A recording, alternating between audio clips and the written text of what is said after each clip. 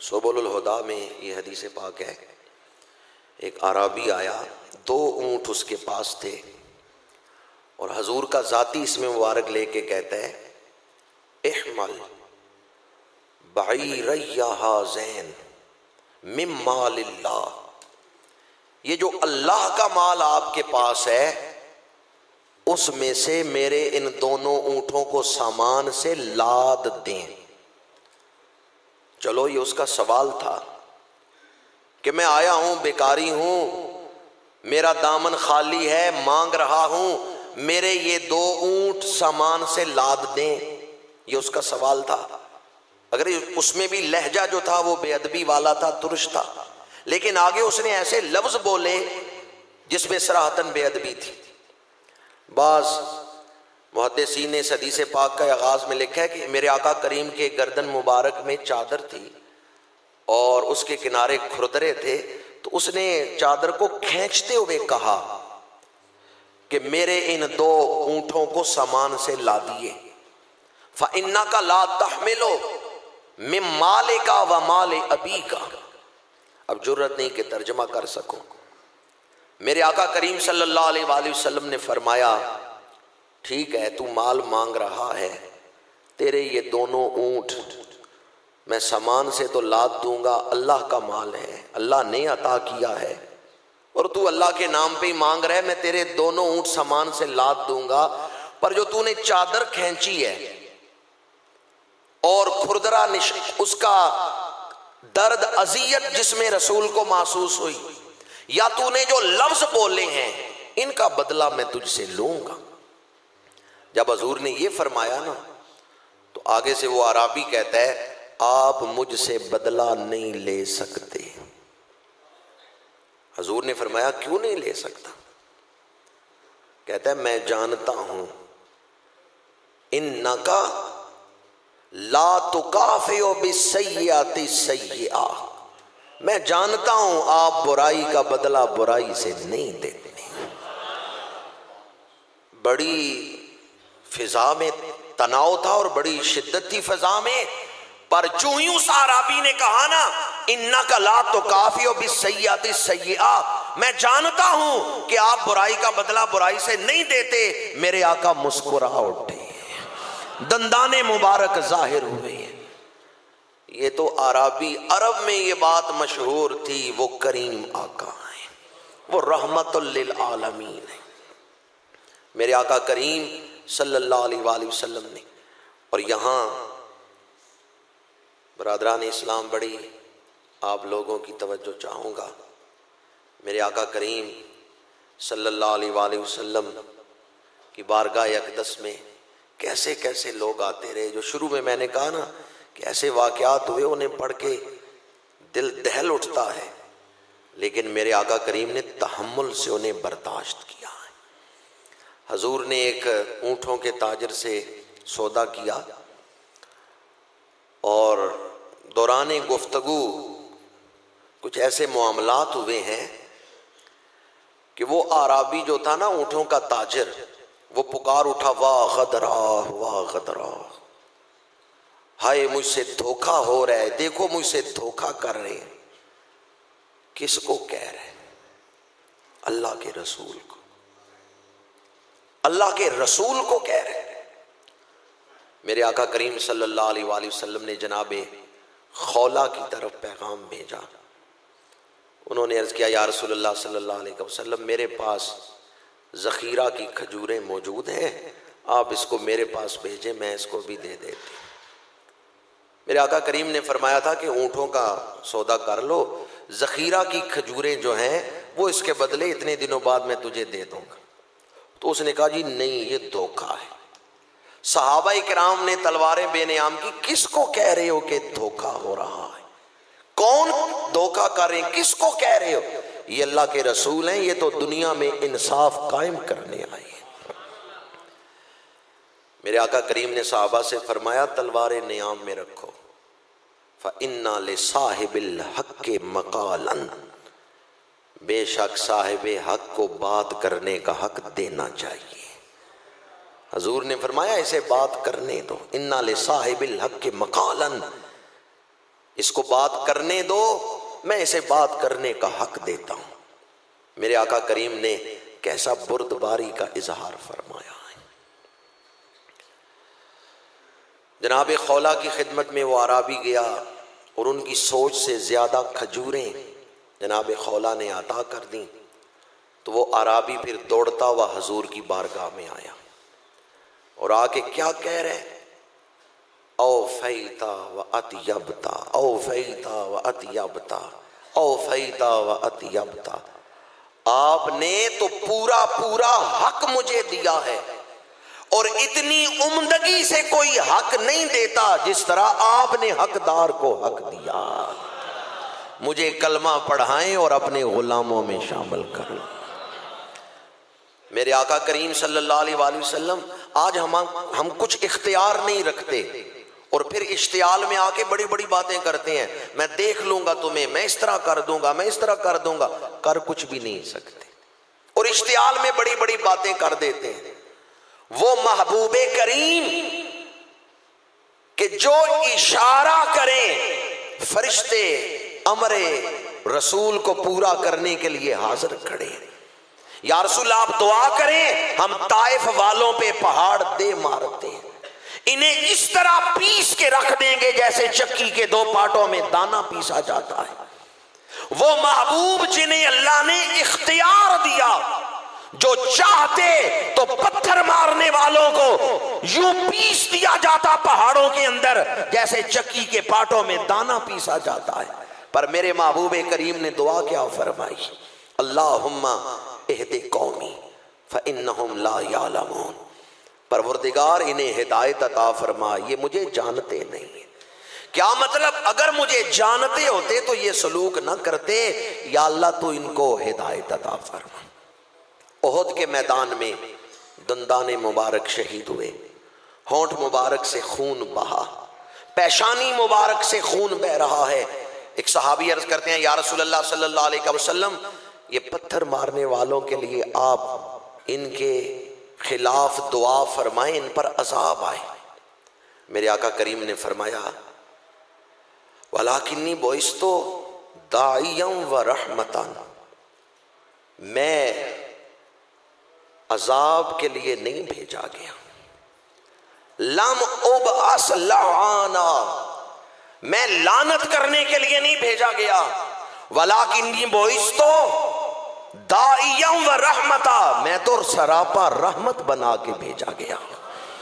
और फिर उस वक्त सहाबा हैरान हो गए जब मेरे आका करीम दुआ के लिए हाथ उठाते हैं तो यही दुआ कर रहे हैं किस वक्त, जब पेशानी मुबारक से खून बह रहा है, दंदाने मुबारक शहीद हुए। मेरे आका दुआ कर रहे हैं, अल्लाहुम्मा इहदि कौमी फइन्नहुम ला यालमून।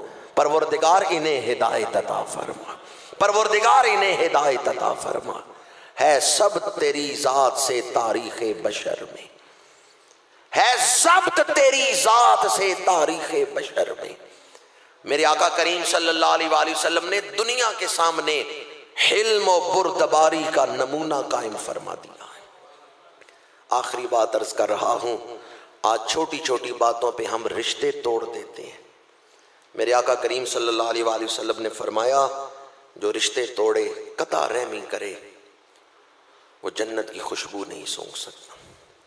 मैंने सूरतुल आराफ की आयत नंबर 199 खुतबा में पढ़ी। इस आयत की तफसीर में मुफस्सिरीन ने लिखा है, हजूर ने जिब्रील से पूछा, जिब्रील इस आयत का क्या मतलब है? हालांकि मतलब तो वाज़ेह था, लफ्जी तर्जमा तो वाज़ेह था। हजूर जिब्रील से क्यों पूछ रहे हैं?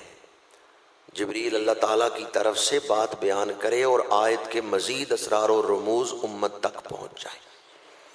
जिब्रील अर्ज़ करते हैं, या रसूलल्लाह मैं अल्लाह ताला से पूछ के बता सकता हूँ। जिब्रील वापस जाते हैं, फिर आते हैं और अर्ज़ करते हैं, या रसूलल्लाह अल्लाह ताला फरमाता है, जो आपसे ताल्लुक तोड़े आप उससे ताल्लुक जोड़ें, जो आपको महरूम रखे आप उसको अता करें। आप हिल्म का इजहार फरमाएं, जो आपको महरूम रखे उसको अता करें, जो ताल्लुक तोड़े उससे ताल्लुक जोड़े। कल ही की बात है, एक दोस्त मेरे साथ सफ़र कर रहे थे, वो कहते हैं मैंने एक आदमी को कहा नमाज पढ़ो, उसने आगे से बड़ा सख्त जवाब दिया, तो मैंने उसको कहा मैं ज़िंदगी भर आइंदा तुझे नहीं कहूँगा कि नमाज पढ़ो। तो फिर मुझे कहने लगे देखो मैंने इसको कहा नमाज पढ़ो तो ये गुस्से में आ गया। मैंने कहा आप में और उसमें कोई फ़र्क नहीं। कहने लगे क्यों? मैंने कहा आपने कहा नमाज पढ़ो, वो गुस्से में आ गया, उसने कहा जी मैंने अपनी कब्र में जाना है, तुमने अपनी कब्र में मुझे ना कहो नमाज के लिए। उसने गुस्से में आके जवाब दिया, तो आप भी गुस्से में आ गए, आपने कहा मैं ज़िंदगी भर तुम्हें आइंदा कहूँगा ही नहीं। दोनों ने काम बराबर ही किया, वो गुस्से में आया तो आप भी गुस्से में आ गए। कहते हैं मुझे क्या करना चाहिए था?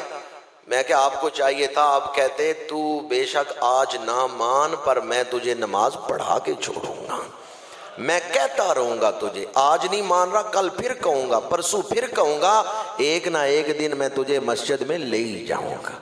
फिर पता चलता कि आप गुस्से में नहीं आए। शैतान ऐसे मौकों की ताड़ में होता है, जैसे कोई मौका बनता है ना जहां गुस्सा आने का इम्कान हो, शैतान उस वक्त कचौका देता है। कचौका समझते हैं ना, किसी की कमर में उंगली मारना, आगे बढ़ो तुम भी कुछ बोलो, शैतान कचौका देता है। आयत मैंने कौन सी पढ़ी है खुतबे में? सूरह अल-आराफ की आयत नंबर, तो अगली जो आयत है ना 200 वो पढ़ लें, मैं उसका तर्जुमा आपको सुना रहा हूं। व इम्मा यनज़गन्नका मिनश-शैतानी नज़गुन, ए कुरान सुनने वाले अगर कोई शैतान किसी वक्त तुम्हें कचौका दे कि जी आओ गुस्से में, मौका है गुस्से में आओ और बना हुआ काम बिगाड़ दो, फस्ताइज़ बिल्लाह, उस वक्त पढ़ लो औज़ु बिल्लाहि मिनश शैतानिर रजीम।